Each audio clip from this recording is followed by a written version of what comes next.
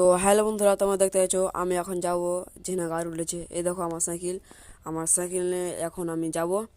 তো আমি এখন যাচ্ছি।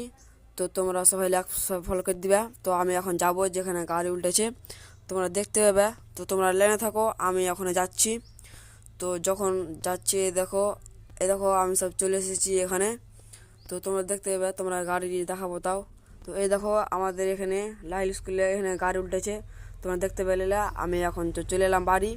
তো বাড়ি এসে ভিডিও আপলোড দেবো, তোমরা দেখতে পাবে। আজকে টাটা, গুড বাই।